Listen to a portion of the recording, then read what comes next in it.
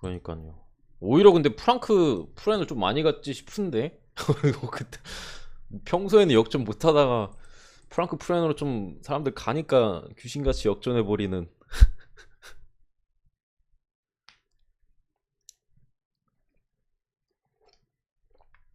도르트문트 승 오버 본 입장에서는 다행이다 싶었는데. 자, 이제 말씀드린 시간이 되었고 해외 축구 10경기를 일단 준비해 왔고요. 분석 빠르게 한번 진행해 보도록 하겠습니다. 8시 반 경기가 있어가지고 좀 빠르게 하려고 좀 노력을 해볼게요. 엠폴로 대 사소올로, 이 경기를 시작으로 한번 진행해 보도록 하겠습니다. 일단은 엠폴리 같은 경우 지난 경기에서 라치오 원정에서 무려 3대3 무승부로 상당히 이제 좀 선전하는 모습을 보여줬고, 사실 좀 라치오가 골을 좀 떠먹여줬던 경기예요. 엠폴리가 물론 잘한 부분도 있는데 라치오 수비가 좀 말도 안 되던데요, 보니까. 너무 말도 안 되는 실점들이 좀 많았고, 사솔로 같은 경우는 제노아의 경기에서 좀 몰아치긴 했는데 제노아의 이제 템백을 쉽게 뚫어내지 못하면서 1대1 무승부로, 이제 양팀 다 직전 경기는 무승부로 좀 캤었는데, 결장자 쪽을 보면요, 뭐 엠폴로 같은 경우 하스가 여전히 빠지고 파비아노 파리시, 이 좀 재능 있는 자원도 지금 빠집니다. 거기에 뭐 반디넬리나 루페르토 같은 자원이 이제 출전 정지로 빠지는데, 적당한 좀 누수가 그래도 있다고 봐요. 특히나 파비아노 파레시 같은 경우 상당히 이제 사이드 쪽에서 뭐 아쉬운 자원일 수 있겠고, 사솔로도 역시나 좀 많이 빠집니다. 오비앙이나 펠루소 중앙 쪽에 이제 핵심인 프라테시도 못 나오는 걸로 보이고, 마그나넬리 얘도 못 나옵니다. 근데 어쨌든 간 그나마 긍정적인 점은, 여기 이제 트라우레까지 차출이죠. 못 나오는데, 그나마 긍정적인 게 이제 헨리케랑 스미마카가 지난 경기 출전은 좀 그거 했거든요. 근데 공격 쪽에 이제 헨리케가 좀 스미마카가 좀 돌아올 가능성이 있고, 헨리케 역시도 중원 쪽에서 좀 힘을 보태주지 않을까 싶은데, 이 경기는 저는 승패는 사실 어렵다고 생각을 해요. 어디가 이겨도 무승부가 나와도 전혀 이상하지 않은 경기라고 생각을 하고요. 지난 경기는 엠폴리가 원정에서 극장골 넣으면서 2대1로 이겼었는데, 참고로 사솔로 감독이 지난 시즌 엠폴리 감독이에요. 엠폴리를 승격시켰던 그 감독인데, 어쨌든 간에 이 경기는 2.5 기준 오바가 그나마 좀 베팅하기에는 나쁘지 않아 보이고, 승패는 저 굳이 보면 엠폴로라고 적었네. 엠폴리 승 봅니다. 굳이 보면 엠폴리 쪽으로 보긴 합니다. 어쨌든 사소올로 같은 경우에는 지금 보가도 이탈했고, 이탈자가 좀 있는 가운데 분명히 좀 어려운 경기를 할 가능성이 있어 보여요. 뭐 차출자도 있고 프라테시도 중원에 빠진 상황에서 주리치치까지도 지금 불투명 사이즈라 출전 여부를 모르겠고, 전력적인 누수가 분명히 있는 사스올로기 때문에 쉽지 않은 경기를 할 거다. 그래서 오바 쪽만 보고 좀 넘어가도록 하겠습니다. 어서 오세요.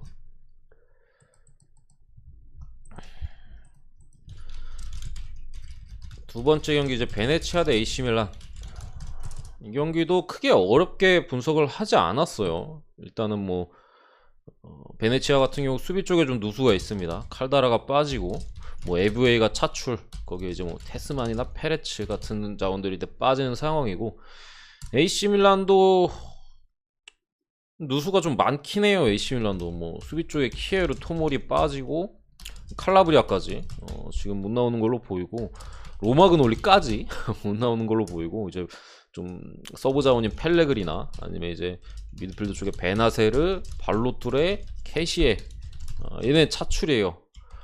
상당히 지금 많은 자원들이 빠져있긴 한데, 지난 경기 이제 로마와의 홈 경기에서 경기력을 보면은 전체적으로 토날리가 그래도 중앙에서 좀 확실하게 잘 진두지휘해주는 느낌이 있었고, 빌드업적으로 캐시에가 빠졌다고 하나 크게 문제가 돼 보이진 않았어요. 베나세르 캐시에가 빠졌다고는 하나 토날리가 이제 로마 정도의 전력을 상대로도 충분히 이제 주도권을 가지면서 전개하거나 이런 부분에서 문제가 없었고, 역시나 밀란은 그나마 다행인 게, 오히려 사실 이렇게 좀 많이 빠지긴 했지만 수비 쪽의 부상은 좀 분명 아쉽긴 해요. 근데 어쨌든 간에 뭐 사이드 쪽에 플로렌제나 테오 에르난데스 같은 경우에는 그래도 건재한 부분이 있고, 중앙 수비 쪽에 좀 아쉬운 부분이 있는데, 어쨌든 공격 쪽은 멀쩡해요.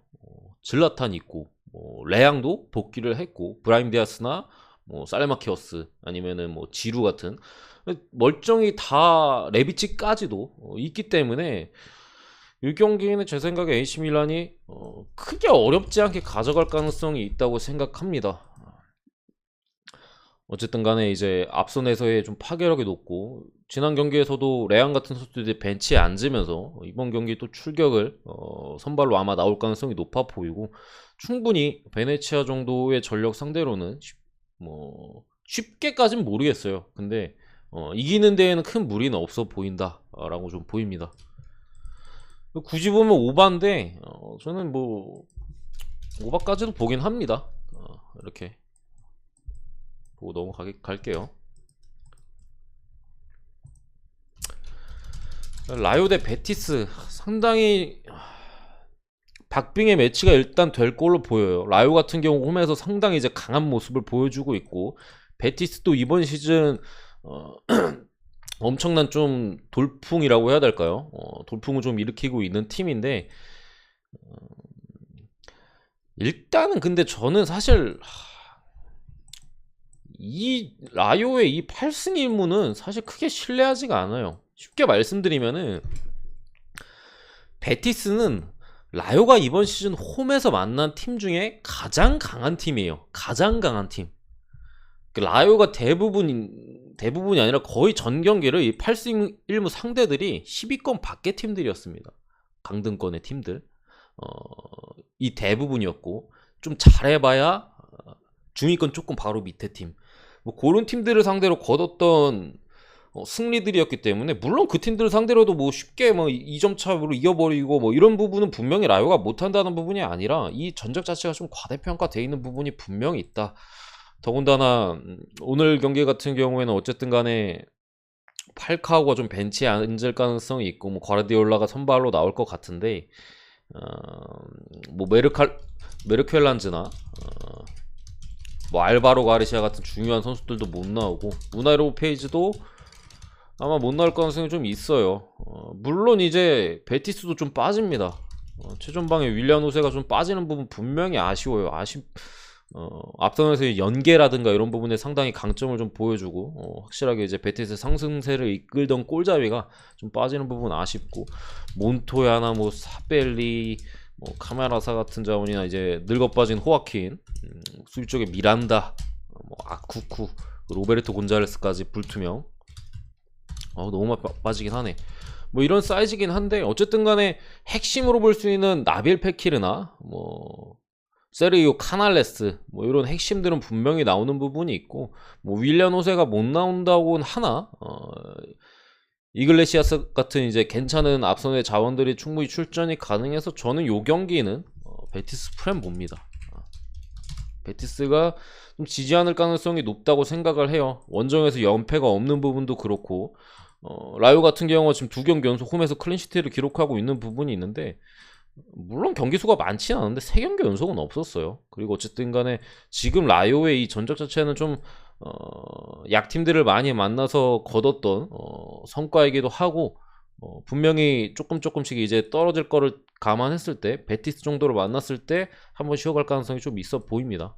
전력적으로도 뭐 베티스도 누수도 많지만 베티스 같은 경우에는 뭐 서브 자원들이 일단 많이 빠지는 부분도 있고 라요 같은 경우 적은 선수들이 빠지면 중요 자원들이 좀 빠지는 부분이 있어요. 그렇기 때문에 저는 이 경기는 베티스 프렌 쪽을 좀 프렌 쪽의 접근이 낫지 않을까 싶고 2.5 기준 오바도 나빠 보이진 않습니다. 굳이 본다면 오바 쪽까지 봅니다.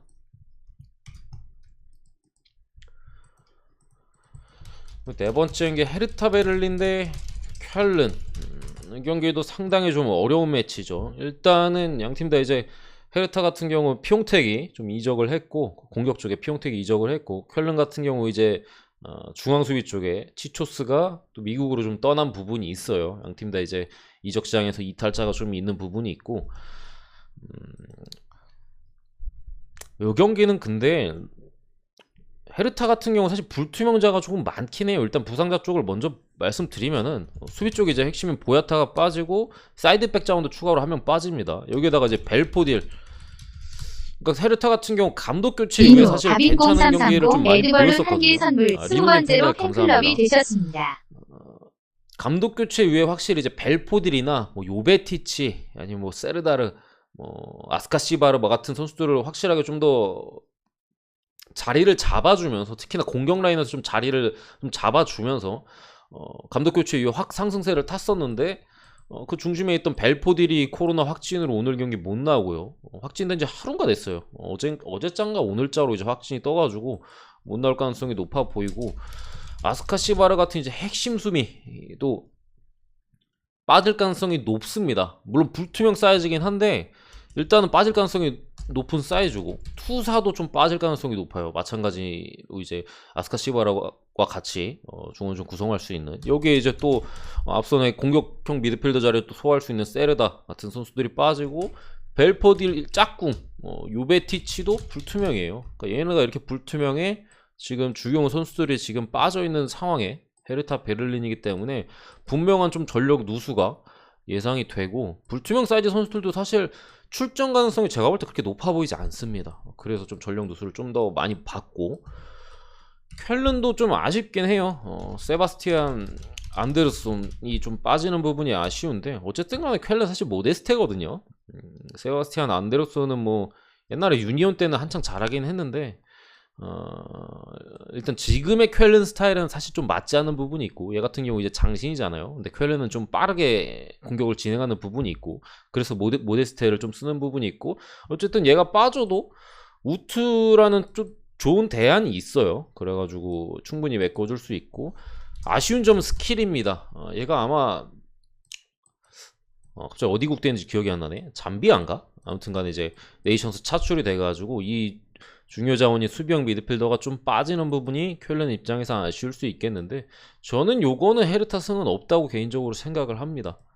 헤르타 승은 없다고 생각을 하고 불안한 점은 사실 쾰른의 원정에서의 약세예요. 원정에서 사실 좀 큰 약세를 보이고 있고 어쨌든 간에 치초스 쾰른의 중앙수비 자원이 이제 이적을 했잖아요. 근데 쾰른의 문제라고 사실 말씀드리면은 어쨌든 이 팀 자체가 짧은 빌드업을 좀 위주로 이렇게 경기를 운영하는 팀인데 후방에서의 빌드업이 좀 불안할 때가 많았어요. 뒤쪽에서. 그러다가 이제 스틸을 당하거나 하면서 실점하는 경우가 이번 시즌 상당히 많았는데 하필이면 또 이제 중앙수비 쪽에 이탈자가 있는 부분이 좀 불안할 수 있겠고 뭐 루카 킬리안이라는 자원이 나오는데 글쎄요. 나이도 좀 젊은 선수고 경험치 면에서 분명히 이제 조금 불안한 면은 분명히 있을 거라고 봐요. 특히나 말씀드린 수비형 미드필더 자리에 스킬이까지 빠져있기 때문에 그런 부분에서 불안 요소는 있지만 공백 자체가 헤르타 베를린이 저는 더 크다고 봤고요. 벨포딜, 요베티치 다 빠지면 젤케 이런 애들 나와야 되는데 쉽지 않다고 생각합니다. 저는 이 경기는 이렇게 좀 진행이 되지 않을까 싶어요. 어쨌든 간에 헤르타의 홈이고 쾰른의 원정에서의 좀 약세를 좀 봤을 때 마행 가능성은 좀 떨어진다고 봤습니다. 결국에 좀 지지 않는 사이드에서 한 골차 승리 정도를 보는 핸디 문화 무승부 좀 고배당을 노리는 쪽으로 가는 게 낫지 않을까 일단은 이렇게 봅니다. 근데 어쨌든 사실 요거는 라인업을 좀 확인하면 좋은데 헤르타 쪽에 아스카시바르나 투사 뭐 요베티치 이런 애들의 라인업을 좀 보고 싶긴 한데 그거를 확인 못하는 게 좀 아쉬워요. 사실 걔네가 빠진다고 하면은 일반승 찍어도 저는 괜찮을 것 같긴 하거든요. 근데 라인업을 못 보는 입장에서는 양쪽으로 이렇게 가는 게 좀 낫지 않을까 싶습니다. 다섯 번째 경기로 이제 세비야 대 헤타페인데 이 경기는 선택지는 저는 정해져 있다고 생각을 해요. 뭐 승패든 언업이든 일단 정해져 있고 거기서 만약에 이 경기를 간다면은 둘 중에 하나를 그냥 선택해서 가는 거라고 저는 생각을 하는데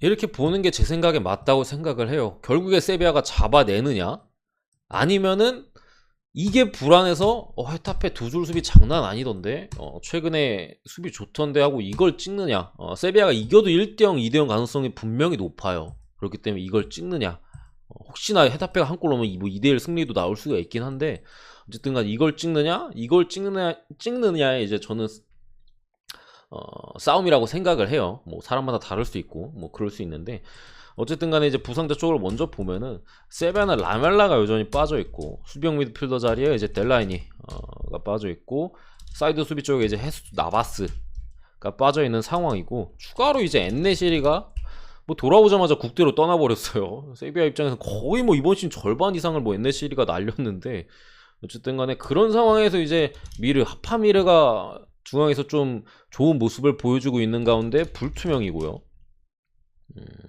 수소 역시도 불투명인데 수소는 뭐 오캄포스가 요즘 괜찮기 때문에 사실 뭐 크게 쓸모는 없는데 어쨌든 요런 좀 누수가 있다 라고 보여요. 그렇기 때문에 100%의 일단 전력은 아닌데 요 경기도 일단은 미르의 출전 여부가 좀 중요한데 불투명 사이즈여가지고 좀 확실하게 확인을 못하는 부분이 좀 아쉽긴 합니다. 어쨌든 간에 뭐 중원 라인 같은 경우에는 델라니가 빠져 있다곤 하나 사실 뭐 거의 서브 쪽의 자원이고 중원에서의 이제 쉽게 말씀드리면은 헤타페 쪽의 결장자를 보면요 올리베이라랑 아람바리가 출전 정지로 빠져요.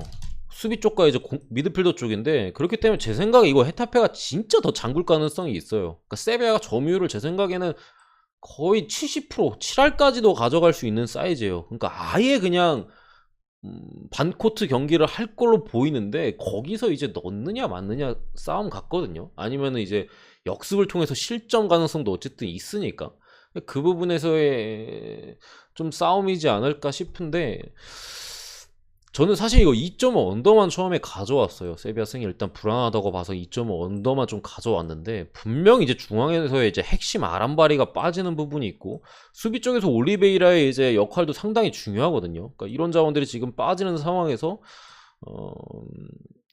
세비야 승을 안 볼 이유는 없다고 생각을 해서 아까 말씀드린 대로 이렇게 가져왔습니다. 이렇게 가져왔고 요거는 결국엔 좀 선택이지 않을까 싶은데 제 초안은 요거였고 저는 여전히 이쪽이긴 해요. 굳이 따진다면은 넘어가겠습니다.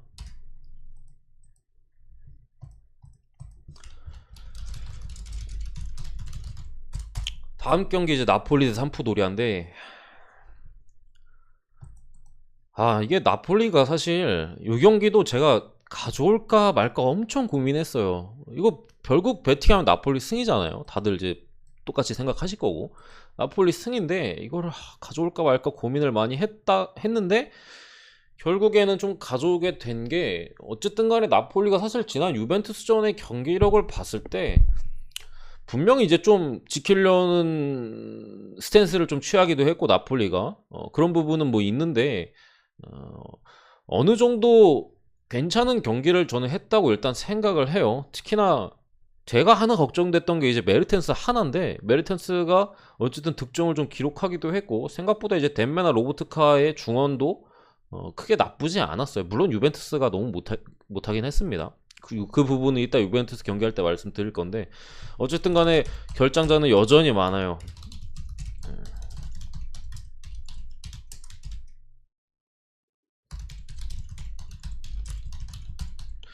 여기까지가 사실 좀 빠져 있었고 여기 이제 파비안 루이스, 엘마스까지 그러니까 지난 경기 때 결장했던 자원이고 미드필더 쪽에 지엘린스키까지 코로나 확진이 떴어요. 그래가지고 이 부분에서의 분명한 좀 불안 요소는 있는데 그나마 다행인 점이 파비안 루이스랑 엘마스가 좀 중원 쪽에서 확실하게 좀 복귀를 한다면은 힘을 보태줄 사이즈는 분명히 있습니다. 제 생각에는 벤치는 안 줄 사이즈로 일단은 보이는데 몸 상태가 어떨지는 모르겠어요. 그런 부분에서 좀 불안 요소가 있는 지금 나폴리고 질린스키가 빠진 건 분명히 아쉽습니다. 지금 나폴리 상황에서. 근데 이 두 선수가 복귀할 가능성이 있다는 점을 감안해서 이 경기를 일단 가져왔고 추가로 뭐 삼프도리아 쪽을 보면은 담스고르가 여전히 이제 덴마크 신성이 빠져 있고 뭐 토레스 그로사 같은 이제 서브 공격 자원이나 뭐 베레, 마야 뭐 이런 선수들이 계속해서 빠져 있고 콜리 수비 쪽에도 이제 차출로 빠져 있는 상황에서 맞습니다, 홍성님. 여기에다가 칸드레바까지 출전 정지로 빠집니다. 칸드레바까지 빠지고, 삼프도리아 마찬가지로 그나마 다행인 점이 아우젤로가 불투명 사이즈고, 중앙 미드필더 쪽에 사실 지난 경기 때도 말씀드렸는데 아드리안 실바가 이적을 했어요. 어디로 갔는지 갑자기 기억이 안 나는데 중동인가 미국인가 아무튼 간에 이적을 했는데 중앙에서 핵심, 그 빠진 티가 지난 칼리아리전에 엄청 많이 났거든요. 물론 누수자도 있었지만 아드리안 실바의 공백이 지난 삼프도리아 홈에서 칼리아리랑 붙을 때 경기를 보신 분들 아시겠는데 엄청 티가 많이 났어요. 경기 볼 때 결국 삼프도리아가 졌잖아요, 칼리아리한테. 심지어 칼리아리도 전력적으로 100%도 아니었는데 그런 상황에서 지난 경기보다 그나마 나은 게 아스킬드센이 좀 중앙 미드필 쪽에서 확실히 복귀를 하긴 하는데 여전히 저는 칸드레바가 추가로 빠지잖아요. 그래가지고 나폴리 승 1.3대를 주면은 갈만은 하다고 생각을 해서 이 경기를 가져왔어요. 그러니까 나폴리도 분명히 지금 누수나 이런 것들이 많은데 지금 현재 삼프도리아는 아예 좀 노선 정리가 안 된 모습이고 칸드레바까지 출전 중지로 빠지는 상황에서 얘가 복귀했다고 하나 원래 얘는 좀 주전이라고 보기 좀 어려운 자원이에요. 로테이션급의 좀 자원이고 어쨌든 간에 복귀 경기이기 때문에 또 어떤 활약을 보여줄지도 모르겠고, 수비 쪽에 뭐 콜리도 빠져있는 상황에서 지난 경기 나폴리 선수들의 전체적인 폼이 나쁘지 않았고, 특히나 앞선의 메르텐스가 역시나 또 득점을 가져갔던 부분이 있고, 나폴리가 똥줄로라도 좀 이겨줄 만한 경기가 아닌가 이렇게 생각합니다. 아유, 홍성님 감사합니다. 감사합니다. 어노바 같은 경우에는 개인적으로 조금 어렵다고 생각을 합니다. 삼프도리아가 웬만하면 한 골씩은 넣거든요. 웬만하면 한 골씩은 넣는데 어쨌든 나폴리 원정이기 때문에 무작정 오바를 찍기에는 제 생각에 좀 부담스러운 부분이 있어요. 그러니까 잠그는 와중에 제 생각에 지난 로마전이랑 아마 똑같은 스탠스를 삼프도리아가 경기를 취하지 않을까 싶은데, 그냥 수비하다가 간간히 역습 때리는데 날카롭지도 않고 뭐 그런 경기를 할 걸로 보여서 나폴리 1대0이나 2대0 승리 충분히 가능해요. 그래서 어노바 같은 경우에는 패스하는 게 낫다. 오바를 찍을 거면 저는 나폴리 승 찍는 게 맞다고 생각을 합니다.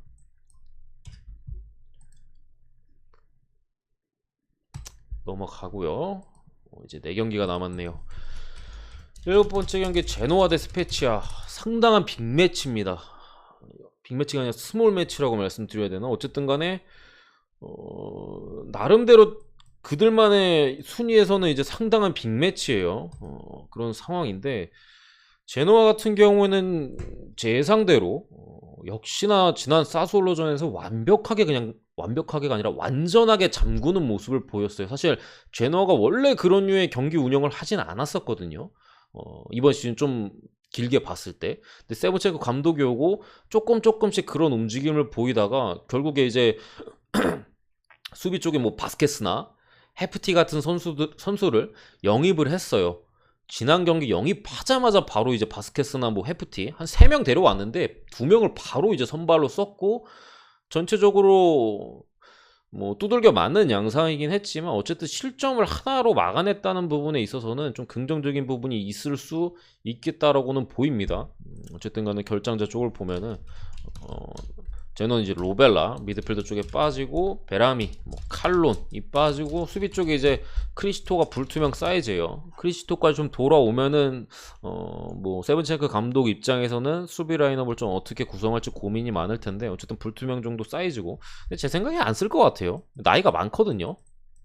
나이가 많아가지고 복귀 전에 바로 이제 좀 쓰지는 않을 것 같고, 스페치아는 이제 아구델로가 출전 정지로 빠집니다. 지난 경기 이제 퇴장 당해가지고 빠지게 됐는데, 이 경기도 제 생각에는 지난 아까 말씀드렸던 세비야랑 비슷한 맥락이에요. 제노아가 홈 첫승 타이밍 맞거든요. 최근 어쨌든 수비적인 부분에서 상당히 이제 좀 강점을 좀 드러내고 있고, 비교적 좀 안정적이고, 스페치아가 수비가 완전 허당이고, 그러니까 결국 제노아가 득점 가능성이 높은 상황에서 제노아가 홈 첫 승을 하느냐 아니면 똥대똥답게 그냥 0대0 1대1 아니면 제노아가 1대0 이기는 가능성까지, 1대0 2대0 가능성까지 뭐 선택지는 저는 이렇게 나뉜다고 생각을 해요. 근데 어쨌든 요 경기는 사실 언더 같은 경우는 조금 리스크가 있긴 해요. 2대1 승리도 보이긴 하거든요. 제노아도 어쨌든 간에 수비가 뭐 좋아졌 실점이 줄어들었다곤 하나 이 경기는 어쨌든 골을 넣어야 되기 때문에 지난 사스올로전처럼 마냥 내려앉을 수가 없어요. 어쨌든 올라올 가능성이 상당히 높은데 일단은 저는 이렇게 봅니다. 보고 아까 세비야 경기는 제가 언더 쪽이 저는 좀 더 나아 보인다고 말씀드리긴 했는데 이 경기는 솔직히 잘 모르겠어요. 뭐가 좀 더 나은지는 잘 모르겠습니다. 이런 경기는 사실 좀 세트피스 같은 데서 좀 승부가 갈릴 가능성이 있고 제노아 같은 경우 좀 특이한 게 이번 시즌 기록한 골 대부분이 종료 10분 전이에요. 10분 전. 제 기억에도 제노아가 버저비터를 기록한 기억이 되게 많은데 뭐 옛날에 사스올로전인가? 그 경기도 홈에선가 뭐 해가지고 2대2로 비겼던 경기로 기억하는데 그때도 이제 버저비터도 썼고 몇 경기가 기억이 나요. 그러니까 그런 경기들이 좀 많아가지고 저는 언더가 좀 더 나은 것 같긴 해요. 근데 어쨌든 간에 좀 애매한 부분이 있다. 마요골이요? 뭐 어떤 말씀하시는 거지? 어쨌든 간에 저는 승 언더 쪽 제노아가 슬슬 이길 때가 되지 않았나. 세븐체코 감독이 슬슬 좀 승점 3점을 한 번쯤 좀 가져갈 때가 됐다고 생각합니다. 어쨌든 공격 쪽에 뭐 데스트로도 이번 경기 충분히 선발 가능하고 카이세도 역시도 데스트로 짝꿍으로서 나오게 될 가능성이 높기 때문에 뭐 케이타 발데 같은 케이타 발데는 아니죠. 아무튼 간에 제노아가 가져가면서 1대0 내지 2대0 2대1만 아니면 저는 된다는 생각이긴 해요. 언더는 근데 2대1 가능성이 있긴 해가지고 어쨌든 그렇게 봅니다. 뭐 어쨌든 100%는 없으니까 제가 이렇게 말씀을 드리는 거겠죠. 100% 확률이 없으니까 굳이 좀 높은 확률이고 이것도 마찬가지로 좀 고르시는 게 낫지 않을까 싶어. 베팅을 하실 분들이라면 제노아 한번 믿어보자 하고 가든가 저거 제노아를 어떻게 아무리 그래도 어떻게 믿어 하고 언더 찍든가 뭐 그렇게 하시면 될 것 같아요. 로마 대 유벤투스 요즘 세리에가 빅매치가 상당히 많아요. 제가 항상 이제 재밌게 보고 있는데 시청자의 입장으로서 볼 때는 재밌게 보고 있는데 오늘도 좀 재밌는 매치가 좀 성사됐어요. 무리뉴 대 이제 알레그리 상당히 이제 전술가끼리의 감독 뭐 매치기도 한데 부상자 쪽을 먼저 볼게요. 로마는 스피나졸라 장기 부상이고 수비 쪽에 만시니 출전 정지로 빠져요. 지난 경기 퇴장이 있었죠. 그리고 칼스도르프까지 출전 정지로 빠집니다. 여기에 이제 디아와라랑 다보가 차출인데 여기서 아쉬운 자원은 굳이 따지면 이렇게 3명이라고 좀 볼 수 있겠고 수비 쪽과 이제 미드필더 쪽 사이드 좀 자원이 좀 빠지는 부분이 있고 유벤투스는 다닐로, 보누치 뭐 요정도 수비 쪽에 요정도고 이번 경기는 키엘리니가 좀 돌아올 가능성이 있어요. 돌아올 가능성이 좀 높은 상황인데 여기 제가 보시면 아시겠지만 팀 내 불화라고 적혀있죠. 이거 깜빡이는 거 좀 거슬리네. 팀 내 불화라고 좀 적혀있잖아요.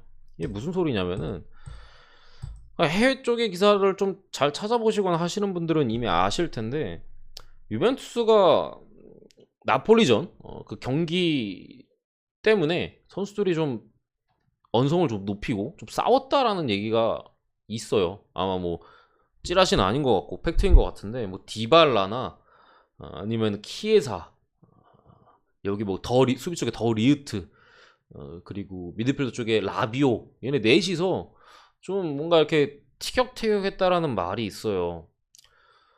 사실 제가 지난 경기 유벤투스 나폴리 경기 보신 분들은 아실 텐데 유벤투스가 뛰는 게 좀 이상했거든요. 후반전에 후반 좀 한 20분 30분 남겨두고 1대1 동점 균형을 맞춘 이후에 조금 시간이 지나고 뛰는 게 이상했어요. 제가 볼 때도 아니 왜 이렇게 대충대충 설렁설렁 뛰지? 저거 유벤투스가 좀만 열심히 뛰면 이길 만한 경기였는데 시간이 가는데도 설렁설렁 뛰고 뭔가 그래서 저는 이게 첫 경기다 보니까 지쳤나 보다 그렇게 생각을 했었는데 그 이후에 기사를 접한 거예요. 유벤투스가 팀 내 불화가 있다라는 거. 경기 봤을 때도 추가로 쿼드라도까지 이렇게 아무튼 그런 거를 봤을 때 이 경기도 분명히 이제 키엘리니가 좀 복귀하면서 만약에 키엘리니가 선발로 나온다면 중심을 잡아줄 선수는 있어요. 그래가지고 아예 뭐 경기를 던지거나 그럴 가능성은 없다고 보는데 저는 이거 유벤투스 정배는 상당히 불안하다고 생각합니다. 이런 이슈 자체가 있는 것만으로도 좀 불안하다고 일단 생각을 하고요. 뭐 지금 로마 같은 경우도, 근데 사실 로마 프렌도 말씀을 드리면은, 로마가 지난 AC 밀란, 중원에 이제 AC 밀란 같은 경우 베나세르 빠지고 케이시에 빠지고 여러 선수들이 결장인 가운데 로마 경기력이 형편이 없었어요. 특히나 이제 중원 쪽에서 좀 많이 힘을 쓸 걸로 보였던 베레투나 이제 팔레그리니 이런 선수들의 좀 활약이 좀 미비했고, 특히나 이제 미키타리안의 활약이 좀 아쉬웠거든요. 제 생각에는 이 경기는 아마 무리뉴 감독이 지난 경기 라인업 그대로 나올 것 같진 않고, 아마 미키타리안 빼고 크리스탄테나 뭐 이런 자원들을 좀 쓰지 않을까 싶은데, 분명히 아까 말씀드렸듯이 이제 칼스도르프가 지금 출정 정지로 빠져서 누수가 분명히 있어요. 근데 공교롭게도 지금 아스날에서 메이틀랜드 나일스를 또 임대로 데려왔거든요. 그래서 아마 제 생각에는 과감하게, 심지어 오늘인가 어제자로 오피셜이 났단 말이에요.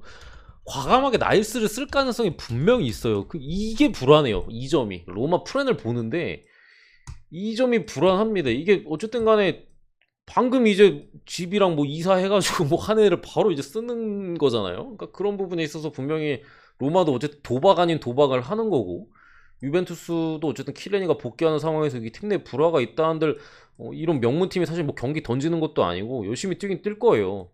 뭐 그런 상황에서 좀 불안 요소가 있긴 한데, 저는 어쨌든 로마 프렌승을 보고요.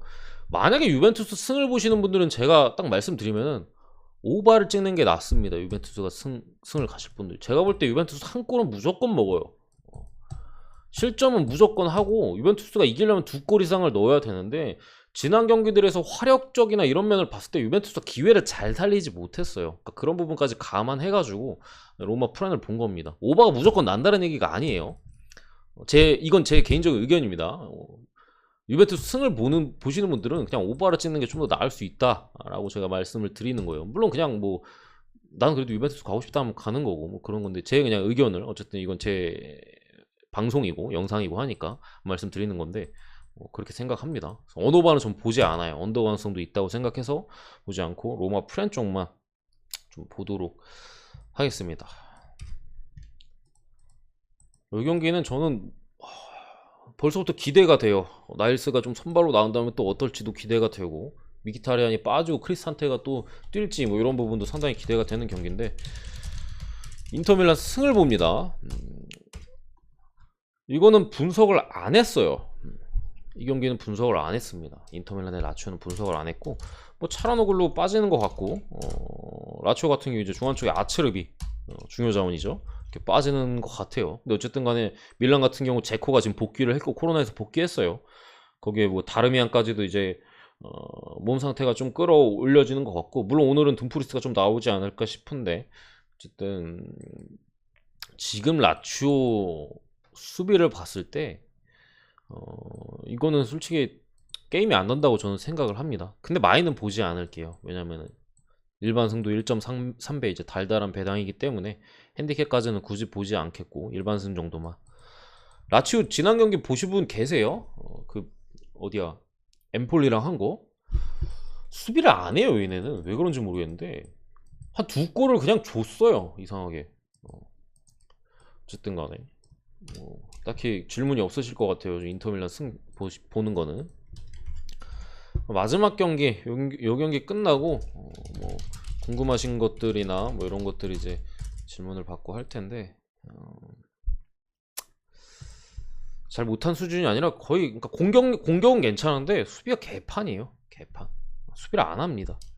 비아레알 대 AT 마드리드 마지막으로 이제 경기를 분석할 건데, 비아레알 같은 경우 이제 코클랭 수비형 미드필더 조금 빠지는 부분이 있고, 알카세르 같은 이제 앞선의 자원, 근데 뭐 주전이라고 볼 수는 없고 서브 자원이 빠지는 부분이 있고, 바로 아니고 한 2-30분 후에 올라갑니다. 단주마가 불투명에 지금 떠 있어요.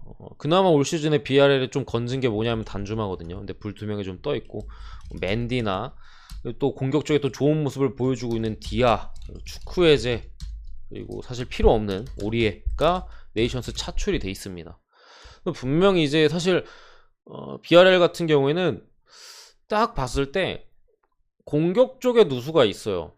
디아 같은 경우나 뭐 디아 같은 경우 선발로도 뛸 수 있고 단주마도 지금 불투명이잖아요. 그러니까 정확히 써드려야겠다.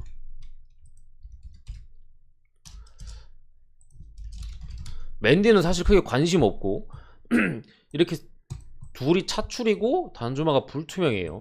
단주마는 이제 뛸 수도 있는데 어쨌든 교체로 들어오나 뭐 선발로 뛰나 상당히 이제 BRL 공격 쪽에서 힘을 실어줄 수 있는 선수들이 차출로 일단은 빠져 있고 단주마까지도 불투명하게 떠 있는 부분이 있어요. BRL 입장에서는 공격 쪽에 좀 아쉬운 부분이 분명히 있지만 어쨌든 간에 뭐 헤라드 모레노가 좀 버티고 있는 부분이 있기 때문에 뭐 아예 없다라고 보기는 어렵다. 분명히 이제 중심을 잡아줄 선수는 있어요. 그러니까 거기서 이제 조미료를 뿌려줄 애들이 좀 많이 빠져나간 BRL의 지금 상황이고, AT 마드리드는 최전방과 최후방의 공백이 있습니다. 수비 쪽에 이제 히메네즈, 루이스 수아레즈가 지금 빠져 있어요.